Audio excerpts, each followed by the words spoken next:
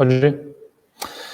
Muito boa tarde, nós estamos começando agora a nossa live deste dia 25 de maio, momento em que nós temos no Rio Grande do Sul 6.470 casos de coronavírus em 257 municípios, com 100 confirmadas até o presente momento no nosso estado. Mais da metade das cidades gaúchas já tem registrado casos de coronavírus. Isso é importante para nós lembrarmos a nossa população. Nós precisamos continuar mobilizados no enfrentamento ao coronavírus permanentemente. Muito bem, nós estamos de volta aqui, tivemos um probleminha técnico, mas voltamos com a nossa live desse dia 25 de maio, com as informações em relação ao coronavírus no estado do Rio Grande do Sul. Neste momento, o nosso estado tem 6.470 casos confirmados de coronavírus, 257 municípios gaúchos. São 180 mortes confirmadas no Rio Grande do Sul até o presente momento. Mais da metade das cidades gaúchas já tem caso confirmado de coronavírus. 72% dos casos confirmados são de pacientes que já se recuperaram. E nesse momento a taxa de ocupação das nossas UTIs é de 70,1%, sendo que apenas 18,5% são de pacientes confirmados para coronavírus. Esse é um dado importante porque é aquele que é de informação compulsória, né, os dados referentes a internações hospitalares, as internações feitas por pacientes confirmados com coronavírus e que nos ajudam a ter a dimensão da situação do estado do Rio Grande do Sul. E vocês têm acompanhado aqui nas nossas lives este percentual de 70% de ocupação dos leitos tem sido a constante nas últimas semanas no estado do Rio Grande do Sul, o que é um bom sintoma, né, de uma relativa estabilidade dos números de casos de coronavírus no nosso estado.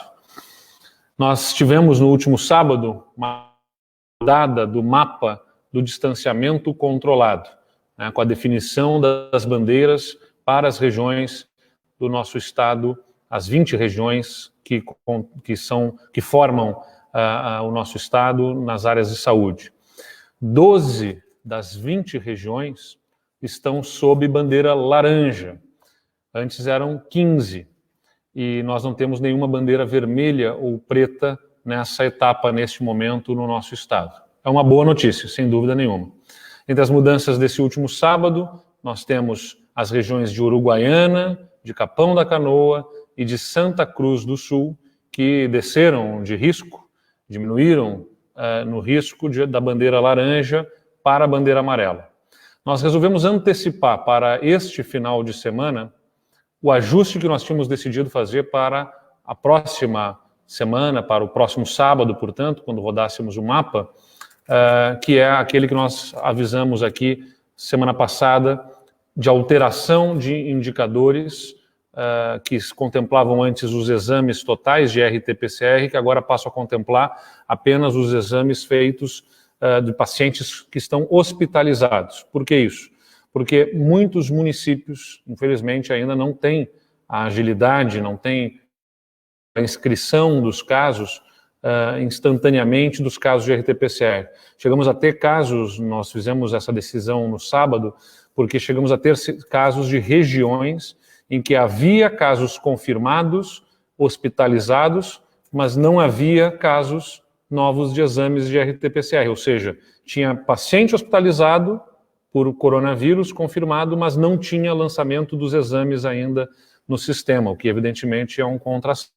Então, nós migramos para este novo modelo com o indicador dos casos hospitalizados de coronavírus, porque ele é mais fidedigno, né, em relação à realidade de cada uma das regiões.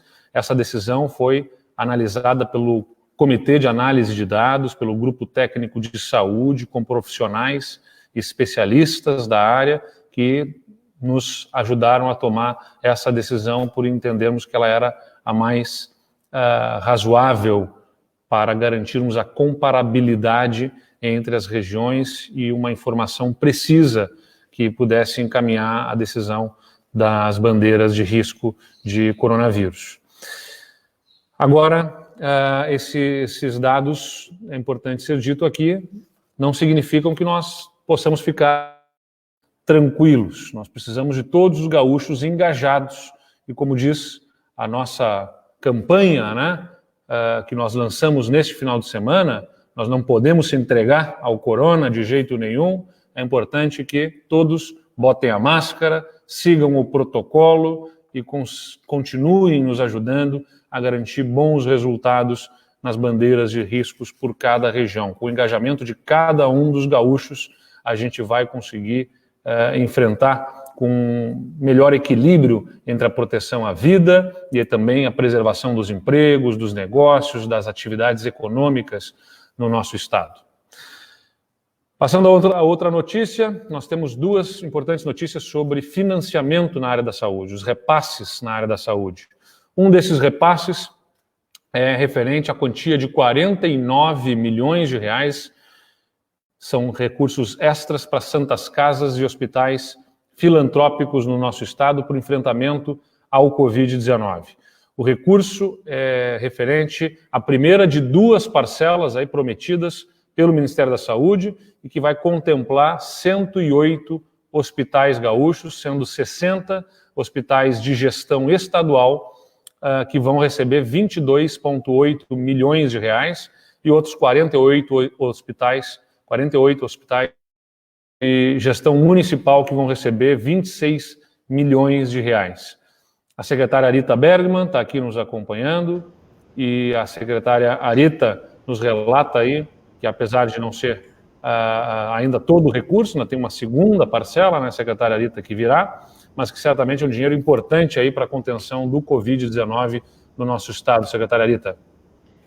Boa tarde, governador. Boa tarde a todos que acompanham essa live.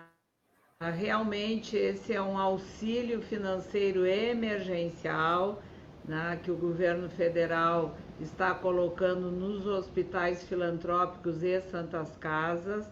O valor total para o Brasil são 2 bilhões de reais. Então, recebemos essa primeira parcela. Isso está na portaria 1393, onde os 108 hospitais que foram contemplados nessa primeira etapa, mediante alguns critérios. O primeiro, os hospitais tinham que estar no plano de contingência do Estado, ou seja, com disponibilidade de leitos para o atendimento Covid. E, em segundo lugar, também foi colocado como critério municípios que têm presídios, né? Então, essa foi uma das categorias, digamos, para eleger esses hospitais. Esse recurso é de suma importância, porque se considerarmos, né, que esses hospitais têm que contratualizar novas equipes, especialmente para os novos, tem que reforçar todo o seu estoque de equipamentos de proteção individual, tem que comprar medicamentos, às vezes tem que fazer pequenas adequações, né, para poder viabilizar um bom atendimento, né? Então é um recurso que é bem-vindo, né? Já estamos na expectativa da segunda parcela e só para mostrar a importância desse valor, só Passo Fundo, somando todos os hospitais, vai receber 3.843.000. Rio Grande vai receber em torno de 1,5 milhão, a Santa Casa de Rio Grande. Os nossos hospitais, eu digo nossos porque tenho saudades também de Pelotas, desculpe, governador, mas também, né, também está recebendo 1.842.000, inclusive o Hospital Espírita, e assim sucessivamente. Então, é muito bem-vindo e certamente é um suporte de custeio para que a nossa rede compense, de certa forma, aquele período em que não pôde atender, né, por força inclusive do nosso decreto, mas que está garantindo acesso à população do estado do Rio Grande do Sul. A secretária Arita fica conosco aqui também porque um outro repasse importante que a gente tem que salientar no dia de hoje é de recursos do Tesouro do Estado, recursos estaduais, 56 milhões e meio de reais que são repassados aos municípios gaúchos, dos quais 13 milhões e meio correspondem à 12ª parcela de uma dívida herdada, uma dívida que recebemos de gestões anteriores e que nós estamos pagando em nossa gestão e nosso governo. Outros 43 milhões de reais são referentes ao pagamento mensal para as prefeituras, para os programas municipais na área da saúde, programas como Estratégia Saúde da Família, Política Estadual de Incentivo para a Qualificação da Atenção Básica, o Primeira Infância Melhor, incentivos nas UPAs, uma série de incentivos estaduais, recursos estaduais que ajudam municípios a manterem programas importantes na área da saúde e que o Estado está repassando hoje.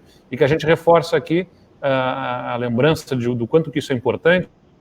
Assumimos o governo em janeiro de 2019, as prefeituras estavam há 6 meses sem receber estes recursos. E agora, quando nós estamos passando uma das maiores crises, né, que se tem notícia aí nos últimos tempos, com queda de cerca de 30% da nossa arrecadação, lembrando que não houve até o presente momento recomposição federal aquele recurso prometido, que foi votado e que aguarda ainda a sanção do presidente da República, ou seja, o Estado teve perdas de cerca de 700 milhões de reais no mês de abril nas suas receitas, cerca de 900 milhões, quase 1 bilhão de reais de perdas no mês de maio, agora já vamos somando de perdas de receitas, e mesmo assim nós mantemos a prioridade de pagamentos na área da saúde para mantermos serviços que são fundamentais para a população, inclusive estes que são mantidos pelos municípios. Secretária Arita Bergman acompanha e junto conosco lutou para colocarmos esses recursos em dia e mantermos essa regularidade. Conta para nós aí também um pouco da importância dessa regularidade de pagamentos nestes programas, secretária. Bom, como gestão estadual, eu diria que, com certeza, os municípios estão confiando no trabalho do governo do estado, porque quando assumimos o governo, nós tínhamos um passivo só de incentivos municipais devidos de 216 milhões de reais, que vinha lá alguns desde 2014, algumas pendências de pagamento. E hoje estamos realizando a 12ª parcela de 16 parcelas, que foi a negociação que fizemos junto com a FAMURS. Lembrando, inclusive, que nós tínhamos proposto que seriam em 36, diminuímos para 16 parcelas e já pagamos 165 milhões de reais da dívida. Mesmo em tempos de epidemia, da dificuldade de arrecadação, como lembrou o governador, ainda sem suporte de recursos maiores, a não ser esses que nós anunciamos hoje, mas para o estado do Rio Grande do Sul, mesmo assim estamos conseguindo honrar com este compromisso, que sabemos que lá na ponta a gestão municipal também tem uma tarefa muito importante, principalmente na prevenção da transmissão do vírus. E paralelo a isso, estamos pagando aqueles incentivos que são muito importantes. Como ex-gestora municipal, eu sei que a gente estava sempre aguardando o pagamento do Estado e estamos, então, também transferindo 43 milhões de reais hoje. E o recurso da 10 milhões e meio, hoje selecionamos o pagamento para as UPAs e o pagamento da Estratégia da Saúde da Família, que reúne a grande maioria dos municípios. Então, é o governo do Estado fazendo o seu papel, cumprindo com o seu compromisso, porque os municípios, na realidade, na prática, estão junto com o cidadão para oferecer serviços especialmente na atenção básica, que são muito importantes, ainda mais agora em época de epidemia. Muito bem. Obrigado, secretária Arita Bergman. A gente segue adiante com outras informações importantes em relação ao coronavírus, com o impacto que a gente sabe que a epidemia tem, que essa pandemia tem na vida das pessoas. A gente tem nós temos como outros compromissos de assegurar a retomada de atividades e, ao mesmo tempo, criar as condições para administrar da melhor forma possível as consequências práticas da pandemia nas suas vidas. Por isso, o do Rio Grande do Sul está retomando hoje os exames para a Carteira Nacional de Habilitação, de acordo com o plano definido a retomada vai ser gradual, ela se inicia com os exames teóricos na sala de provas de Porto Alegre, e depois vão ser as regionais e, posteriormente, os centros de formação de condutores. Os exames práticos vão ser retomados também gradualmente a partir do dia 1º de junho, da próxima semana. As juntas médicas e psicológicas já foram retomadas na última quinta-feira, e a Corsan também, né, que é a nossa companhia rio-grandense de saneamento, decidiu estender o prazo sem cortes por falta de pagamentos nas ligações de água. A iniciativa já vinha sendo praticada desde o dia 25 de março e vai se estender por mais 30 dias. A gente lembra que é importante as pessoas manterem a regularidade nos seus pagamentos, porque é aquilo que sustenta a atividade da companhia. Mas a gente sabe também que algumas pessoas, diante da realidade que se impõe no cenário da pandemia, por dificuldades não conseguem ter qualquer condição de efetuar os seus pagamentos, então estão suspensos os cortes pela Companhia Rio-Grandense de Saneamento, lembrando a todos que puderem fazer o pagamento, que mantenham a regularidade nos seus pagamentos. Antes de passar às perguntas, eu queria informar também que acabei de falar agora há pouco, antes da live, com o presidente do Uruguai, presidente Lacalle Pou, com quem mantive contato. Ele estava visitando, né, a cidade vizinha, a cidade de Santana do Livramento, por conta dos casos que lá tiveram, e nós estamos em diálogo, em conversas para a comunhão de esforços entre a nossa equipe de saúde do estado do Rio Grande do Sul e a equipe de saúde do Uruguai, para que nós possamos ter nas cidades que são vizinhas uma ação cooperada. Os municípios já trabalham de forma cooperada, como é o caso de Rivera e Santana do Livramento, mas estamos buscando aprofundar entre as nossas equipes de saúde ações conjugadas, atendendo as nossas populações, especialmente em função das cidades que são geminadas, que têm fronteira seca ou que têm alguma integração mais estreita. Então, fiz essa ligação, conversei com o presidente Lacalle Pou e estamos trabalhando aí conjuntamente para atender ao propósito de proteger a vida das pessoas e mantermos ao máximo a integração econômica também, que é característica dos nossos países, né, especialmente do nosso estado com o Uruguai. E também sobre as aulas, né, que a gente sabe que ainda há muita demanda aqui sobre as informações para as aulas. Nós fizemos hoje pela manhã mais uma reunião do nosso gabinete de crise, e na próxima quarta-feira, quando nós anunciarmos o resultado da pesquisa feita pelo de Pelotas, nós vamos tratar da retomada das aulas, né? Vamos apresentar os resultados da última pesquisa, da última rodada da pesquisa feita pela Universidade Federal de Pelotas sobre o coronavírus, e vamos tratar sobre as etapas previstas para o retorno às atividades escolares. Lembrando que, diante do quadro que nós temos neste momento, no Brasil e aqui no Rio Grande do Sul, ainda com muitas incertezas, nós temos uma situação mais sob controle aqui no nosso estado, mas ela inspira muito cuidado, muita atenção. Por isso nós estamos planejando um retorno com fases, com prioridade ao ensino remoto ainda, e analisando a nossa rede pelos 2.800.000 alunos gaúchos que se envolvem, seja na rede privada, na rede pública, nas redes municipal ou estadual, nas diversas etapas de ensino, desde a educação infantil até o ensino superior, pós-graduação. Então, são 2.800.000 gaúchos, nas nossas redes de ensino, nós estamos priorizando o ensino remoto como uma excepcionalidade. Eu não acredito que o ensino remoto substitua o ensino presencial, mas ele é algo melhor do que não termos, certamente, qualquer processo de aprendizagem, e planejando em fases um retorno seguro de cada uma das etapas de ensino. E nós vamos apresentar isso com maiores detalhes na próxima quarta-feira, junto com a informação da pesquisa feita pela Universidade Federal de Pelotas. Vamos às perguntas aqui da imprensa. O Matheus Beck, do G1, pergunta: os casos de coronavírus confirmados em Porto Alegre não entram no levantamento estadual há mais de uma semana, desde que o sistema mudou para o eSUS Notifica. A Prefeitura alega que tem um outro sistema que ainda não conseguiu migrar para o sistema novo, porém uma defasagem de quase 400 casos.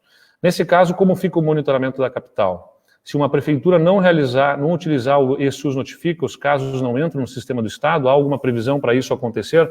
Matheus, é exatamente por isso que nós antecipamos a mudança que prevíamos apenas para o próximo final de semana, alterando para que os casos do nosso modelo do distanciamento controlado sejam analisados a partir das informações dos hospitais, a partir da informação da internação de pacientes confirmados com coronavírus, porque, infelizmente, nós ainda estamos observando situações de prefeituras com dificuldades de inserção de dados no sistema. É o caso de Porto Alegre, que até agora não conseguiu ainda fazer a migração do seu sistema, né, ter um software que faça a migração do que eles lançam no seu próprio sistema para o sistema do eSUS Notifica. Então, nós estamos trabalhando fortemente junto às prefeituras para que isso aconteça e para que não haja informações erradas, atrasadas no nosso modelo. Nós migramos para este modelo que analisa apenas os casos de internação, que são os dados mais confiáveis. E trabalhamos junto às prefeituras para que o mais rápido possível elas possam garantir a informação mais precisa, né, sem haver essa defasagem. Mas não há como o Estado tomar a iniciativa. A iniciativa é das prefeituras. Nós trabalhamos para que elas façam esses lançamentos desses dados e informações. O Marcos Esvain, do Portal de Notícias de São Jerônimo, pergunta: o Hospital Regional de São Jerônimo, na região carbonífera, aguardava a habilitação de 10 leitos de UTI, o que acabou não ocorrendo na primeira leva. Como estão as tratativas com o governo federal nesse sentido? Eu vou chamar aqui a secretária Arita para que justamente possa nos dar a informação mais precisa sobre os leitos no Hospital Regional de São Jerônimo. Nós que estamos trabalhando, já conversamos a respeito disso no gabinete de crise hoje pela manhã. Eu vou deixar a secretária Arita trazer a informação mais precisa a respeito deste assunto. Secretária Arita.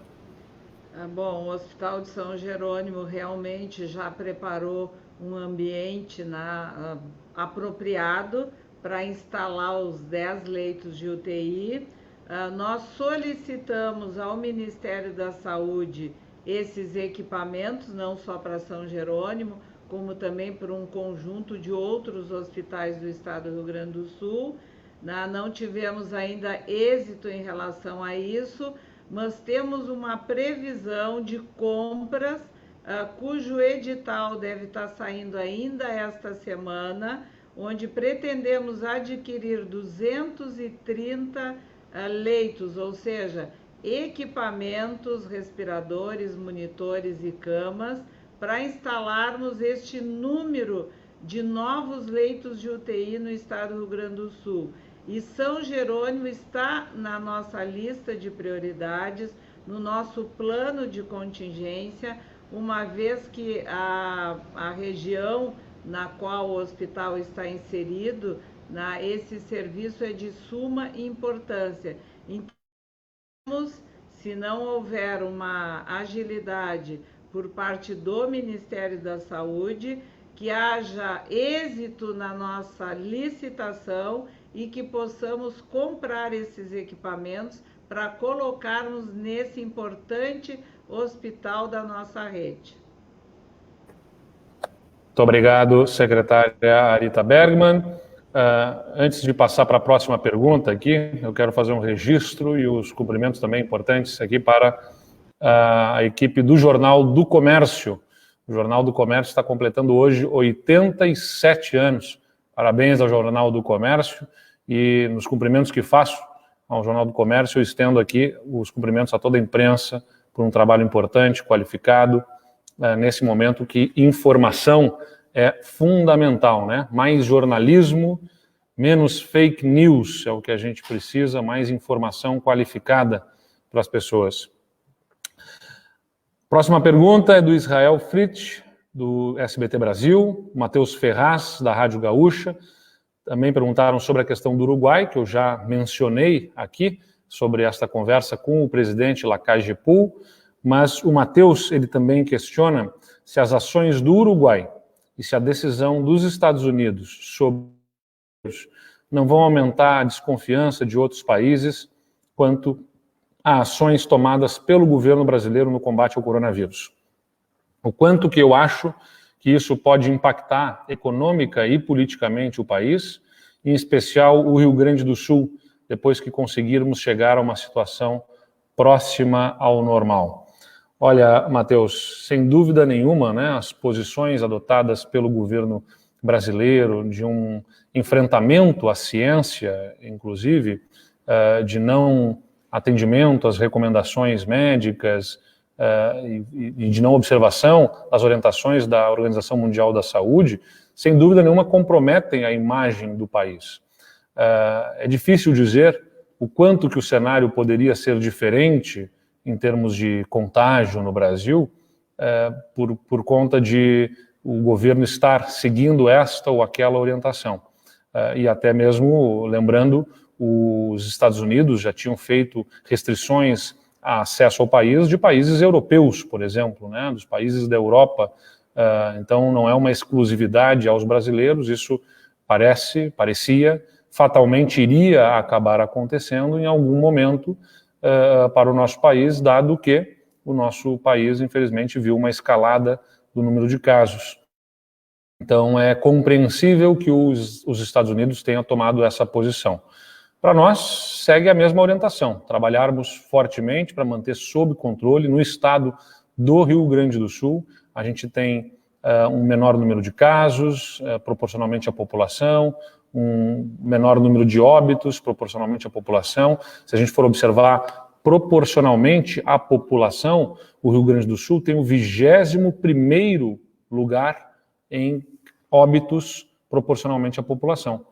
Nós somos a 6ª população do Brasil, mas 21º lugar em número de mortes por 100 mil habitantes, e além disso também em número total de óbitos. O nosso estado ocupa uma posição bem mais baixa, né? Por número total de óbitos, somos o 14º estado, ou seja, embora tenhamos a 6ª população, temos o 14º, a 14ª posição quando considerados o número de óbitos totais, né? Totais, ou seja, muitos estados com menor população que o nosso estão à frente em número de óbitos, em número total, em letalidade. Se nós pegarmos o número ao número de casos diagnosticados, nós somos o 19º e proporcionalmente a população a 21ª posição.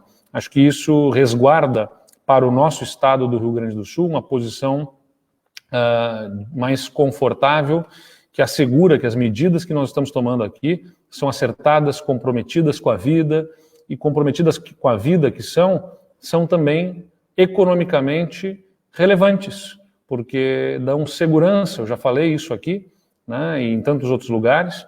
É importante para que a economia possa ser retomada, que as pessoas possam ter confiança que, do ponto de vista sanitário, as medidas estão sendo tomadas, porque senão não adianta, as pessoas não vão voltar a consumir ou voltar a investir, os investidores, os empreendedores, se não perceberem que há segurança no que está sendo feito do ponto de vista sanitário, né? As pessoas, pelo seu próprio instinto de sobrevivência, vão deixar de investir ou de consumir em função do descontrole no número de casos. Então, O Rio Grande do Sul conseguiu fazer essa compatibilização e é isso que nós vamos lutar para continuar acontecendo.